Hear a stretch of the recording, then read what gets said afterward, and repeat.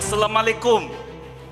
It seems everybody is in exercise mode, and I must commend my team here for nominating me to speak, and for a very good reason, because the exercise started at 4 a.m. today when we received a call that there were responders to this exercise and were stuck at the airport. So thank you very much for the first inject created by that participant. If you look around, maybe you'll know who that will be when they come. But colleagues, excellencies, if you forget what I'll be speaking for the next few minutes, I think anything in this exercise that is a challenge that needs to be overcome is an inject. Because in any disaster, we all know it will never be played out the way we want it to be, the way it is in a textbook. So for that, please engage in the exercise. It must be mutual. All of you bring in lots of experience, a wealth of experience. I was walking around, and many of you have been to so many earthquakes and from so many different facets of societies, from different units and so on. So on behalf of the United Nations family, the INSARAG Secretariat would like to say a big thank you to the government of Pakistan, the Rescue 1122, Dr. Rizwan and your amazing team, all 217 participants from 35 countries and organizations here today, and many of you coming from afar, and not least my colleagues, especially Ms. Haruka. Apasara, are you here? Yep, she's there. The Asia Pacific Regional Focal Points and 38 worthy ex-con experts from 15 countries and agencies, and of course, our office here in Pakistan as well. Thank you all very much, because in the months and even the last few days, working tirelessly hand in glove with the organizers, the Pakistan 1122, they have put forward what we will see roll out in the next few days, a very realistic exercise that all of us can engage in.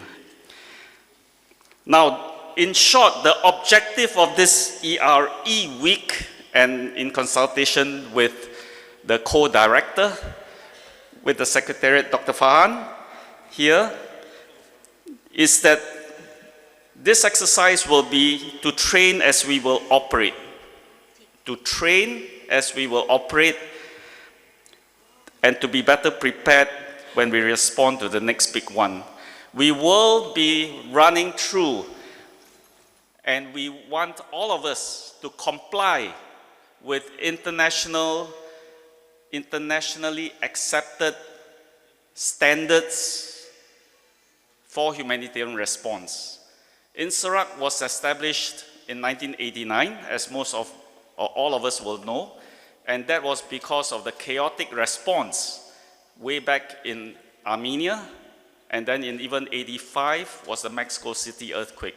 But through these years, INSARAG developed quality standards, and I'm sure you would have, those who have been to the IRC the last few days can attest to the fact that teams have come together, they have worked hand in glove, and all this runs in accordance with the guidelines, which Rescue 1122 have fully adopted and is a proud member of the INSARAG system.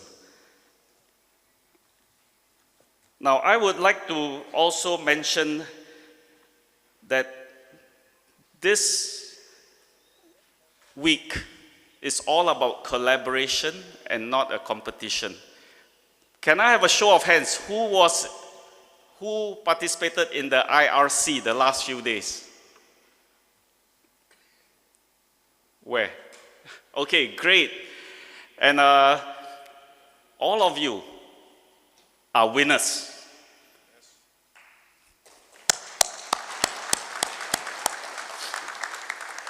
And likewise, at the end of the week, it must be so, because the very fact that we come together is testament to your commitment.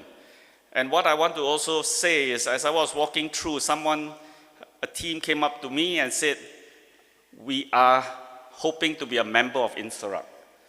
Now, if you are here seated, you come from a member country, and you are in the business of life-saving, urban search and rescue, the EMTs, even as partners, civil society group, you believe in coordination, seamless response, then you are a member of INSARAG.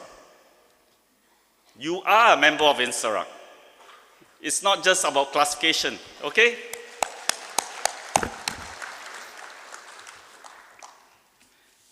Now, I will bring again 2 other examples where coming together is a beginning, but it's also a very important milestone. Gregory here, sitting right in front, Gregory is a dear friend of mine. We met way back in the Nias earthquake when he responded to the coordination center we have called the OCHA. You will see that later with our UNDEC colleagues.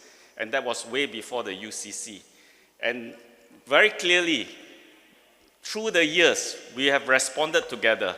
Even Gigi, he was from the BFAST team.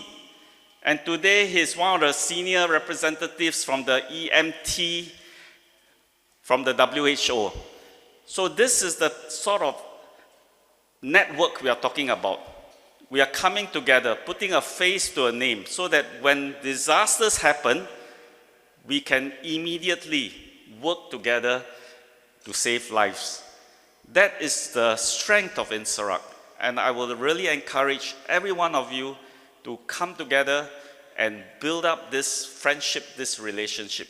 Alan Toh, sitting right in front, was my colleague way back in SCDF when both of us were a bit younger and been to several earthquakes together.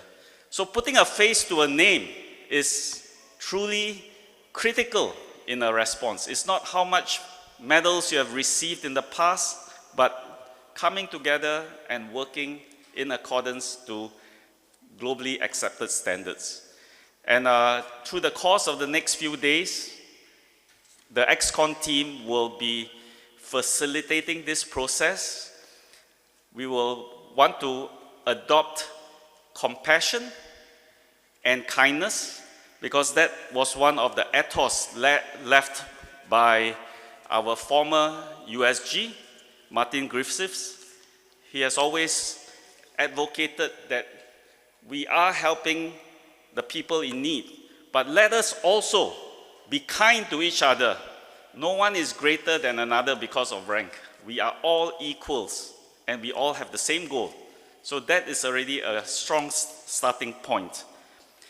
And colleagues, we only take away as much as you will put into the ERE this week. I like all of us, and I'll wrap things up here. It's a quote from our new Under-Secretary General, Tim Fletcher. He will be coming on board in a few weeks' time and will lead OCHA, and I quote, "My leadership approach is how we fix this together and not follow me, and not follow me. How can we fix this together?" And he went on to say, "I will start by learning, listening